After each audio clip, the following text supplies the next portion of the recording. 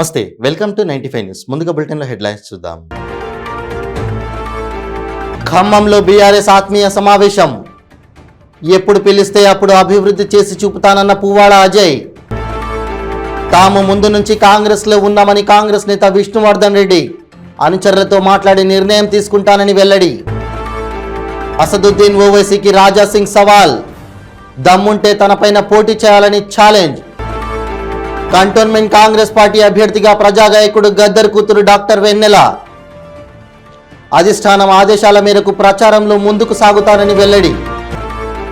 ఇక ఇప్పుడు బులెటిన్లో డీటెయిల్స్ చూద్దాం.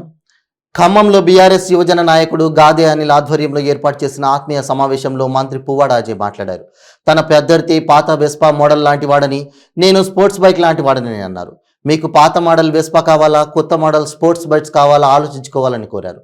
ప్రత్యర్థి బండి వంచి కొట్టినా స్టార్ట్ కాదని, తాను సెల్ఫ్ స్టార్ట్ లాంటి వాడని అన్నారు. ఎప్పుడు నొక్కితే అప్పుడు అభివృద్ధి చేసి చూపుతానని అన్నారు.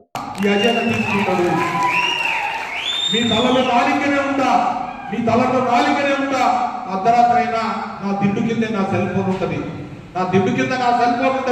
అర్ధరాత్రైనా అపరాత్రైనా ఎవరైనా ఆపదలు ఉంటే వందలాది మందిని కాపాడినా నేను. చివరిగా ఉదాహరణ, కరోనా వచ్చింది. నేను 2 సార్లు కరోనా తెచ్చుకున్నాను. కానీ ప్రజల్లో ఉన్నా, గవర్నమెంట్ హాస్పిటల్కి పోయినా, పేదవాళ్ళ దగ్గర పోయినా, వాళ్ళకి సరుకులు పంచినా, వాళ్ళకి మందులు ఇచ్చినా, వ్యాక్సిన్ లేవంటే వ్యాక్సిన్ తెప్పించినా, రెమిడిసివర్ కావాలంటే, ఆక్సిజన్ కావాలంటే గిలగలు లాడుకుంటూ ప్రజలు కొట్టుకుంటే కాపాడినా. నువ్వు ఎక్కడున్నావు? కరోనా అప్పుడు ప్రజలు ప్రాణాలు పిట్టల్లా పోతా ఉంటే హైదరాబాద్లో తలుపులేసుకొని బిగించుకొని ఏసీలో పట్టుకుని నువ్వు ప్రజలు పట్టించుకోలేదు. అంతేందుకు మొన్నటికి మొన్న మునేరు వచ్చింది. మునేరు ఇటు ఖమ్మం అటు పాలేరు 2 వైపులు ఉందిగా. సరుకు పాలేరు పోటీ చేద్దాం అనుకున్నావుగా, మరి జనాలందరూ మునిగిపోయారు కదా. నడుల్లోకి నీళ్ళలో నేను తిరిగిననే. నువ్వు ఎక్కడున్నావయ్యా? ప్రజలు కష్టాల్లో ఉన్నప్పుడు వాళ్ళ మధ్యలో ఉన్నవాడు నాయకుడు, కష్టాల్లో లేనప్పుడు ఉన్నప్పుడు కాకుండా ఎన్నికలప్పుడే వచ్చి ఓట్లు అడిగేవాడు నాయకుడు కాదు.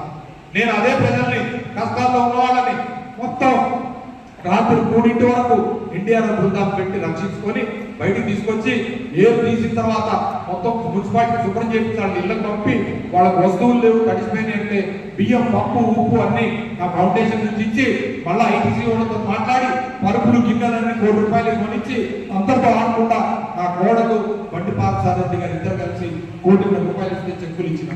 నువ్వు ఎక్కడ ఉన్నావా అప్పుడు? మరి మునేరుకి రివర్ వచ్చినప్పుడు, ఫ్లడ్ వచ్చినప్పుడు ఎక్కడ ఉన్నావు? కరోనాలో ప్రజలు గిలగిల్లాడినప్పుడు ఇప్పుడు ఎక్కడ ఉన్నావు? ప్రజల కష్టాలు ఎక్కడ ఉన్నావు? సుఖాల్లో ఎక్కడ ఉన్నావు? మా బతుకమ్మలో ఎక్కడ ఉన్నావు? మా దసరాలో ఎక్కడ ఉన్నావు? ఆఖరికి మా సాగులో ఎక్కడ ఉన్నావు? మా ఇంట్లో ఏదైనా కీడు జరిగింది, నీ ఇంట్లో ఏదైనా కీడు జరిగింది, ఎక్కడున్నావు? లేవు. ప్రజల్లో కనపడలే.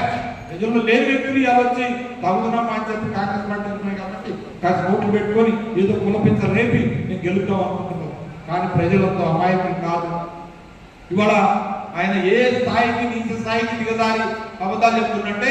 ఈయనంట కేసీఆర్కి మంత్రి పదవి ఇప్పించినట్ట తెలుగుదేశం పార్టీలో.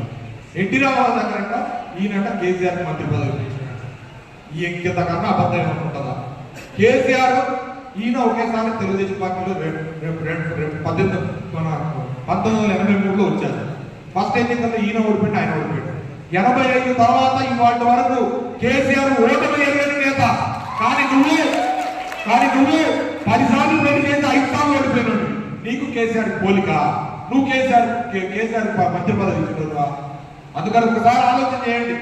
చేసే అబద్ధాల ప్రచారాన్ని, విషప్రచారాన్ని తిప్పుకుంటున్న మిత్రులారా, మీ అందరూ కూడా మరి కార్యకర్తలు కావాలి, కథానాయకులు కావాలి. అజయ్ని గెలిపించండి, మీకు ఎప్పుడూ అందుబాటులో ఉంటారని చెప్పి తెలియజేసుకుంటూ, కారు గుర్తు మన గుర్తుని ప్రజల్లోకి బలంగా తీసుకెళ్లాలని కూడా కోరుకుంటూ సెలవు తీసుకుంటా ఉన్నా. జై తెలంగాణ. కారు గుర్తుకే. తాను ముందు నుంచి కాంగ్రెస్లో ఉన్నామని కాంగ్రెస్ నేత విష్ణువర్ధన్ రెడ్డి అన్నారు. జూబ్లీ హిల్స్ అసెంబ్లీ స్థానానికి ఆయన పోటీ పడ్డారు. ఆ టికెట్ అజరుద్దీన్కి కేటాయించిన సంగతి తెలిసిందే. ఈ నేపథ్యంలో విష్ణువర్ధన్ మాట్లాడుతూ నాయకులతో మాట్లాడి నిర్ణయం తీసుకుంటానని తెలిపారు. కాంగ్రెస్ పార్టీ కోసం నిజాయితీగా ఏళ్ల తరబడి పనిచేస్తున్నానని అన్నారు. బీజేఆర్ గారు కూడా ఆల్మోస్ట్ 30-40 ఇయర్స్ నుంచి ఈ యొక్క హైదరాబాద్లో కాంగ్రెస్ని బలం చేశారు. మేము కూడా ఎక్కడ పోకుండా ఎట్లాంటి కాంగ్రెస్ పార్టీకి డెడికేట్గా ఎన్ని ఆపర్చునిటీస్ వచ్చినా మేము అది చేసి కాంగ్రెస్ పార్టీకి ఉన్నాం. రాబోయే రోజుల్లో కూడా మేము ఉండాలి అని అనుకుంటున్నాం. కానీ కాంగ్రెస్ పార్టీ ఈ విధంగా చేస్తాను మేము ఎప్పుడు కళలో కూడా ఎక్స్పెక్ట్ చేయలేదు. కాబట్టి ఏదన్నా నా కార్యకర్తలతో డిస్కషన్ చేసి ఫర్దర్ స్టెప్ తీసుకుంటాం. నాన్నగారి పార్టీ హైదరాబాద్లో అనే ఒక భావనతో మేము ఉంటుండే. ఈరోజు కాంగ్రెస్ పార్టీ ఈ విధంగా చేస్తారని ఎప్పుడు ఊహించలేదు. సరే ఏదున్నా కూడా నా కార్యకర్తలతోటి వాళ్ళతో డిస్కషన్ చేసి ఫర్దర్ ఫ్యూచర్ ఎట్లా అని తప్పకుండా ఈ ఎన్నికలు అయితే మేము కొట్టాడాలి, తప్పకుండా ఎలక్షన్లకు పోవాలి. బ్యాలెట్ బాక్స్లో బ్యాలెట్ విషయంలో నా పేరు ఉండాలి. కాబట్టి డిసిషన్ అనేది నా కార్యకర్తలు చెప్పి నేను చేస్తాను. కానీ నా సెల్ఫ్ డిసిషన్ కాకుండా చాలామంది లాయలిస్ట్ ఉన్నారు. నేను ఒక 17 years సర్వ్ చేసి గోషామైల్ నియోజకవర్గంలో బీజేపీ అభ్యర్థి రాజాసింగ్ ఎన్నికల ప్రచారం కొనసాగుతోంది. ఎమ్మెల్యే రాజాసింగ్ మాట్లాడుతూ గోషామైల్ నియోజకవర్గంలో ఎంఐఎం అభ్యర్థిని ఎందుకు నిలబెట్టడం లేదని అసదుద్దీన్ ఓవైసీని ప్రశ్నించారు. అసదుద్దీన్ ఓవైసీకి దమ్ముంటే తన మీద పోటీ చేయాలని అన్నారు.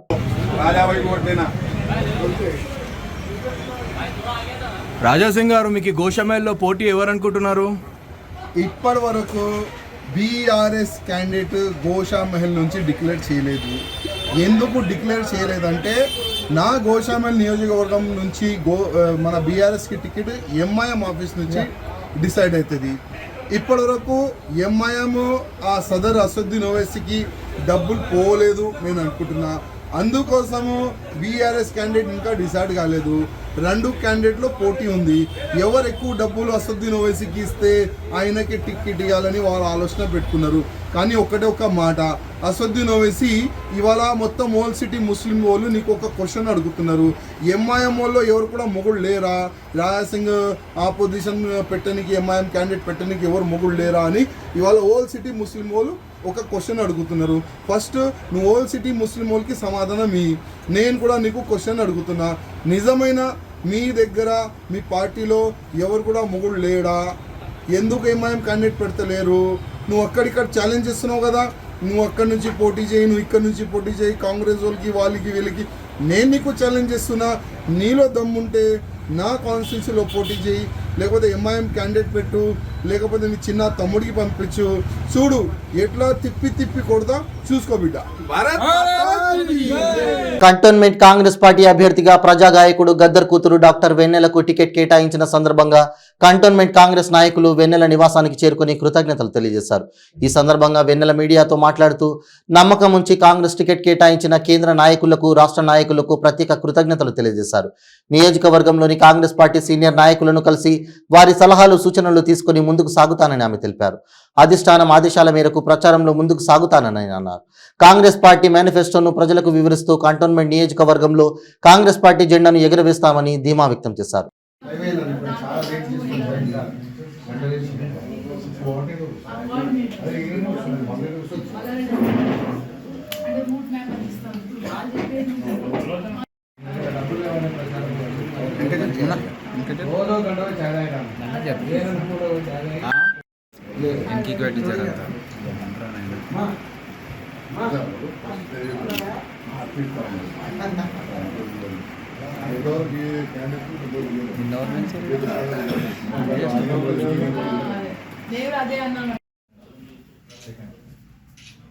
అక్షయ బయట చేసేసిరా ఒక 10 నిమిషాలు ఆపండి. 5 minutes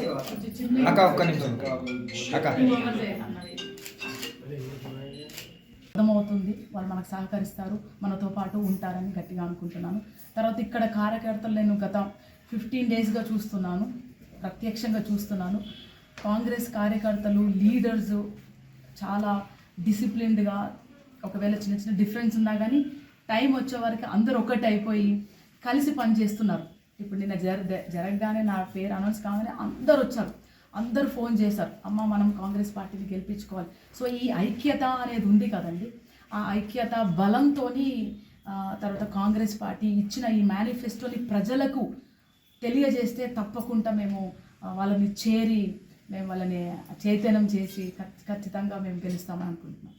మీరు గెలిచిన తర్వాత కంటోన్మెంట్లో ఏ విధమైనటువంటి అభివృద్ధి బాటలో నడపాలని అంటే ముందుగా కాంగ్రెస్ పార్టీ ఇచ్చిన మేనిఫెస్టోలో ఇచ్చిన వాగ్దానాలన్నీ నిజంగా మనం పూర్తి చేస్తాము. అట్లాగే ఇక్కడైతే కంటోన్మెంట్లో బేసిక్లీ ఎలా ఉంటుందంటే మేజర్ ప్రాబ్లమ్స్ ఉంటాయి. ఆ మేజర్ ప్రాబ్లమ్స్ని మనము ఆఫీషియల్గా ఎలా డీల్ చేస్తామని పోవచ్చు, అది మనం ఒక సిస్టమ్ త్రూ వెళ్తాము. తర్వాత రెండోది అంటే చిన్న చిన్న సమస్యలు, ఆ చిన్న చిన్న సమస్యలు వార్డు వైజ్గా ఎలా డీల్ చేయగలుగుతాం అనేది ఇక్కడ ఆల్రెడీ ఉన్న పెద్దలతో చర్చించి, ఆల్రెడీ నేను కూడా ఇదే ఇక్కడ పుట్టి పెరిగిన ఏరియాని కాబట్టి అందరూ పర్సనల్గా నాకు కూడా చెప్తారు, గైడ్ చేస్తారు. కాబట్టి దాన్ని కూడా ఒక ప్లాన్గా ఏదో చేసేస్తాం అనేస్తాం కాకుండా ఒక పద్ధతి రూపకల్పన చేసుకొని దాన్ని చేస్తూ పోతూ ప్రజలకు ఆ అవుట్పుట్ చూపెట్టాలి. ఒక ప్రణాళికబద్ధకంగా చేద్దామని అనుకుంటున్నాను. ప్రచారం ఎప్పటి నుంచి మొదలు పెడుతున్నారు మీరు?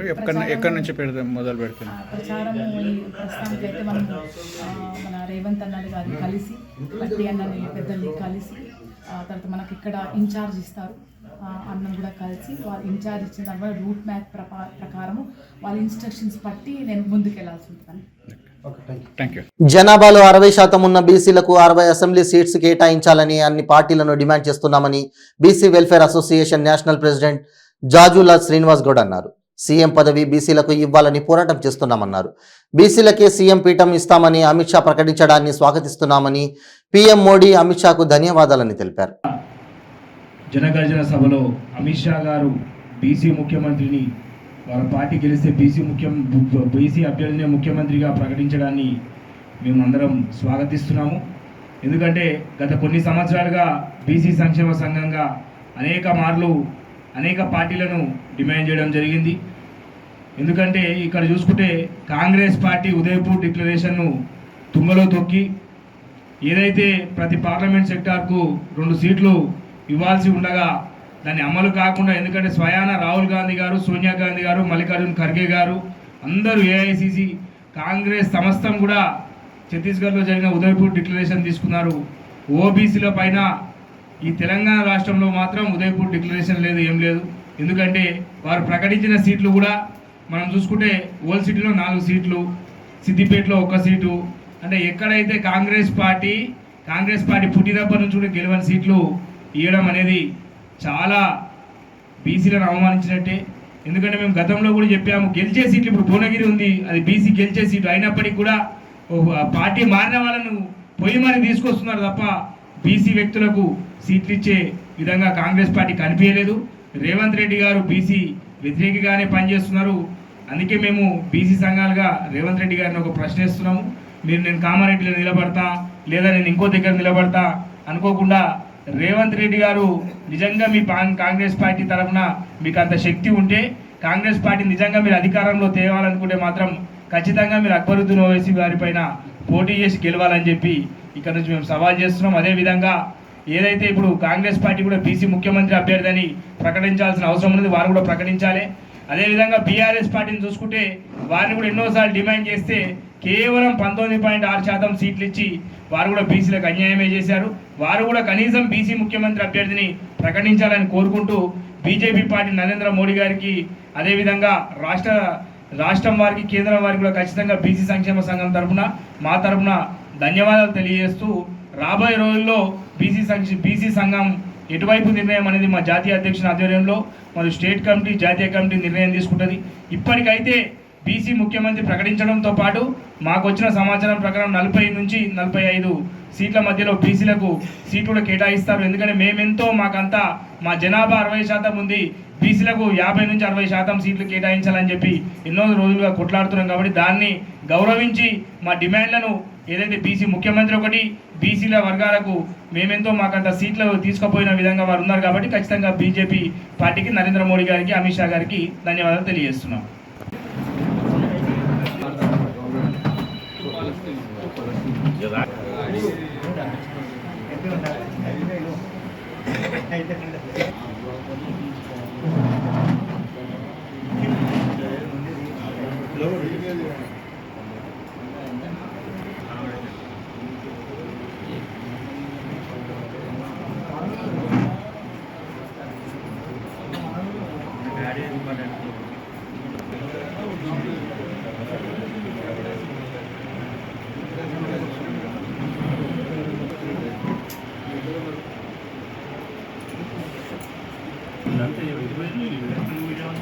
రానున్న ఎన్నికల్లో జనసేన టీడీపీ ఉమ్మడిగా పోటీ చేసి ఈ అరాచక పాలనకు చమరగీతం పాడుతామని Janasena party Rayalaseema co convener Gangarapu Ramadas Chowdary స్పష్టం చేశారు.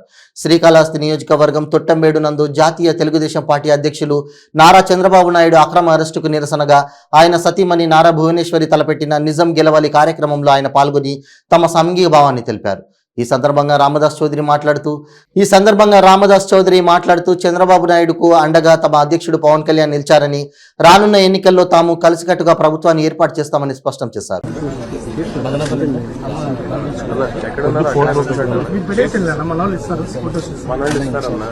ఇవన్నీ తీసుకున్నారు, అది లైట్ తీసుకున్నారు, ఫోటోస్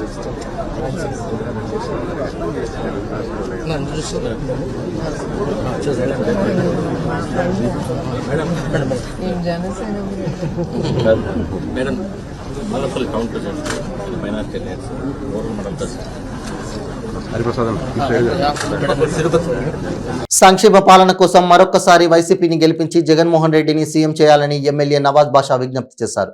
అన్నమయ్య జిల్లా మదనపల్లి మున్సిపాలిటీ పరిధిలోని 15వ వార్డుకు సంబంధించి రవీంద్రనాథ్ ఠాగూర్ మున్సిపల్ పాఠశాలలో ఏర్పాటు చేసిన జగనన్న ఆరోగ్య సురక్ష వైద్య శిబిరాన్ని ఎమ్మెల్యే ప్రారంభించారు. ఈ సందర్భంగా ఎమ్మెల్యే మాట్లాడుతూ గతంలో జగనన్న సురక్ష పథకం కింద ప్రజలకు వివిధ రకాల మున్సిపల్ పంచాయతీ సేవలను ప్రజలకు చేరువ చేయడం జరిగిందన్నారు.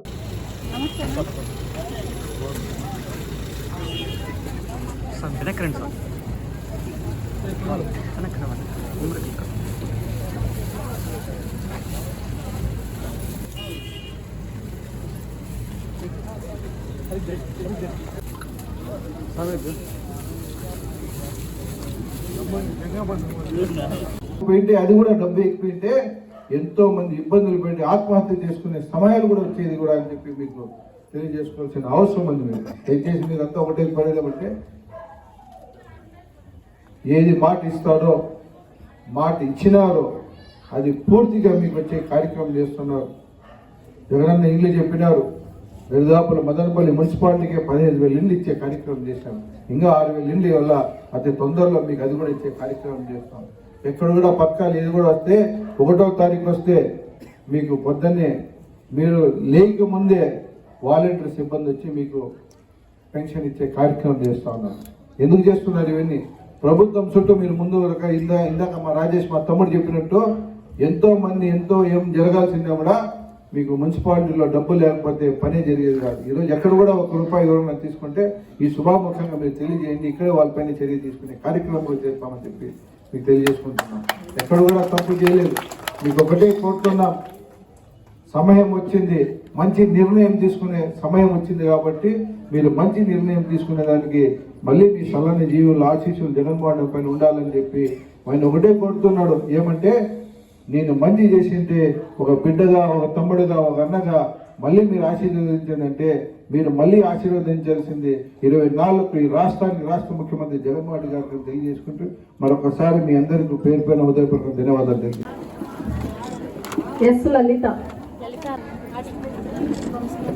లలిత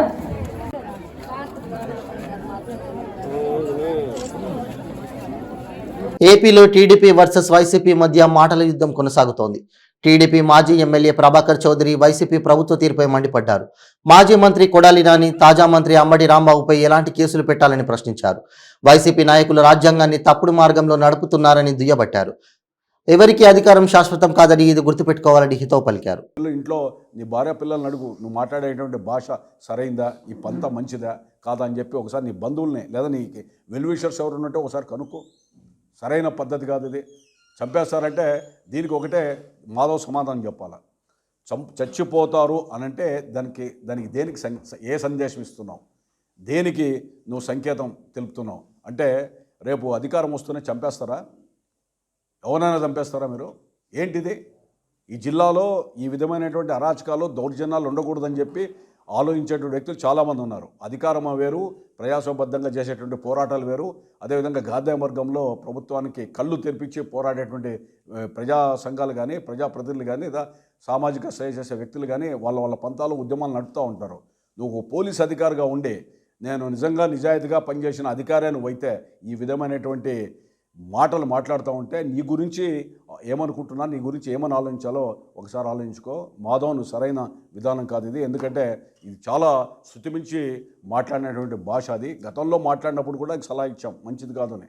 మరి ఈరోజు ఈ విధంగా మాట్లాడడం అనేటువంటిది నీకు ఈ జిల్లా ప్రజలు కూడా భవిష్యత్తులో క్షమించలేనటువంటి పరిస్థితిలో. ప్రజాప్రతినిధి అనేది శాశ్వతం కాదు, అధికారం శాశ్వతం కాదు. కానీ ఆ అధికారంలో ఉన్న నాళ్ళు ఏ విధంగా వ్యవహరించాం, ప్రజలకు ఏం చేశాం, లేదా నీ స్వామభక్తిని ఏ విధంగా నువ్వు చూపించుకున్నావో చూపించుకోగానే ఈ విధమైనటువంటి పంతాల్లో మాట్లాడి ఎవరి మెప్పు కోసం మైకు దొరుకుతానే పూనకం వచ్చిన వ్యక్తిలా మాట్లాడడం అనేటువంటిది నీకు కుసంస్కారానికి నిదర్శనం. నీ వ్యక్తిత్వానికే వదిలేస్తున్నావు.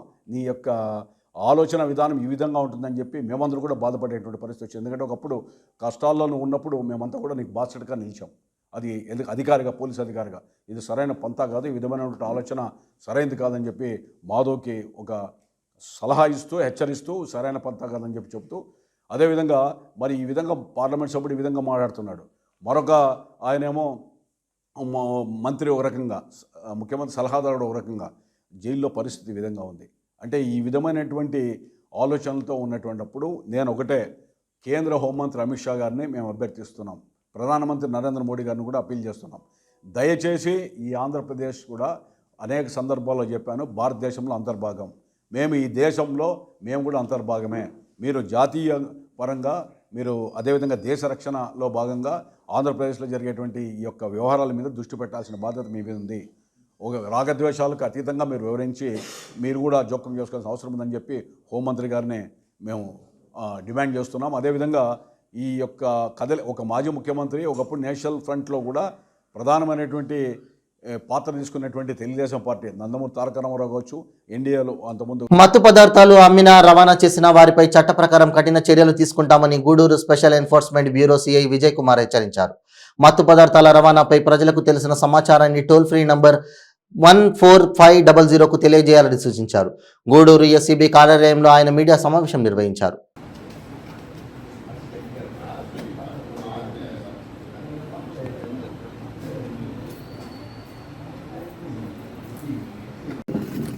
అలాగే అనుకో, ఏమవుద్దా.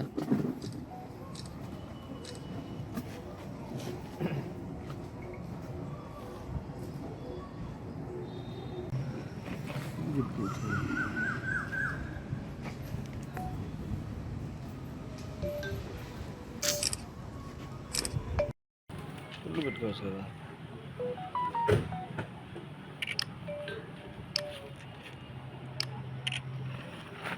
పెట్టుకోవచ్చు కదా.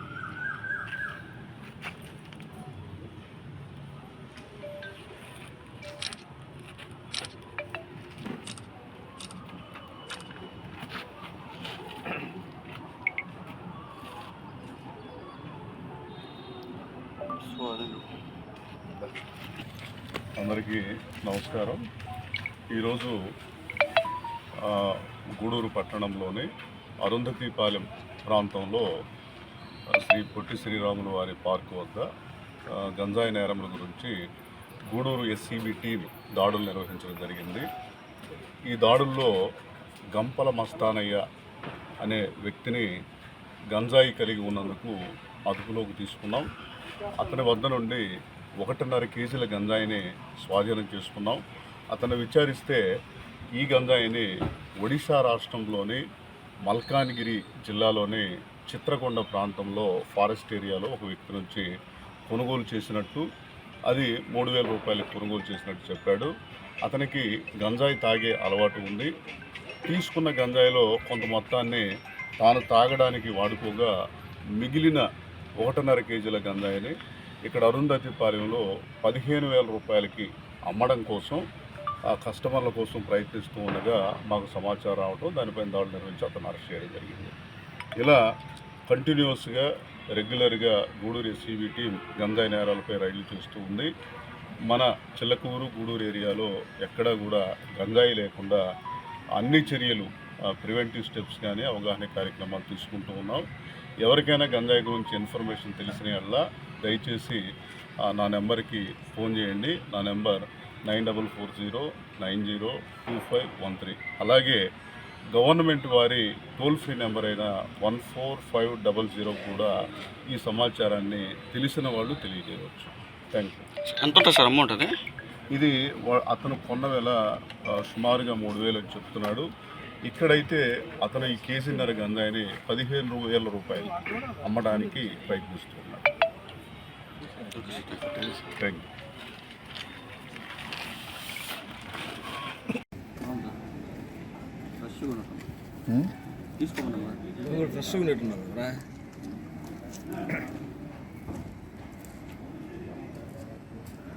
వైసీపీ నాయకుల ఒత్తిడిలకు పోలీస్ శాఖ అధికారులు గురై ఎస్సీ ఎస్టీలపై ఎస్సీ అట్రాసిటీ కేసులు నమోదు చేసి న్యాయస్థానాల్లో అబాసుపాలు అవుతున్నారని, వైసీపీ నాయకుల అక్రమ మైనింగ్ కు సహకరిస్తూ మైనింగ్ శాఖ అధికారులు పనిచేస్తున్నారని, అక్రమ మైనింగ్ కు పోలీస్ శాఖ కాపలా కాస్తుందని గూడూరు మాజీ ఎమ్మెల్యే సునీల్ కుమార్ తీవ్రంగా ఆరోపించారు. సైదాపురం మండలంలో జరుగుతున్న అక్రమ మైన్స్ పరిశీలనకు తెలుగుదేశం పార్టీ నెల్లూరు జిల్లా కమిటీ పిలుపు ఇవ్వడంతో ముందస్తు చర్యల్లో భాగంగా గూడూరు పట్టణంలోని గూడూరు మాజీ ఎమ్మెల్యే సునీల్ కుమార్ నివాసంలో ఆయనను పోలీసులు హౌస్ అరెస్ట్ చేశారు.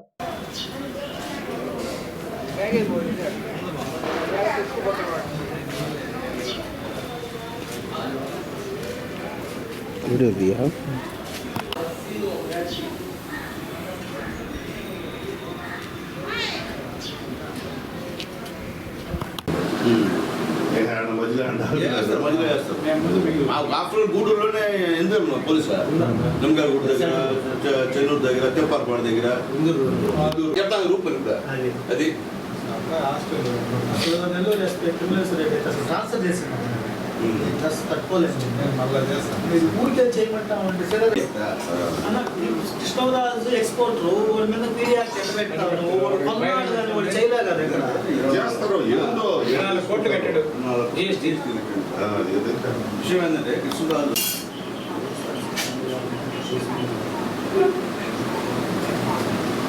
సాయి తెలిసి ఉందిచ్చారా నోటీస్ ఇచ్చాను నాకేమన్నా మీరు నా ఇంట్లో చెప్పు. ఈ నోటీస్ ఇచ్చి నేను తీసుకుంటే నేను పోకూడదు. ఓకే నోటీస్ ఇచ్చారా? నోటీస్ నేను మాట్లాడుతున్నాను. విషయం నాకు చెప్పండి. చెప్పకపోతే నేను కలిగిపోతే మాత్రం సెక్యూరిటీ రాని పోదాం, పెళ్ళికి పోదాం అంటే పెళ్ళిళ్ళు వచ్చేద్దాం, ఎట్లా వచ్చేద్దాం అంటే పెళ్ళికి చూసుకోండి. 10 minutes పంపిస్తాను.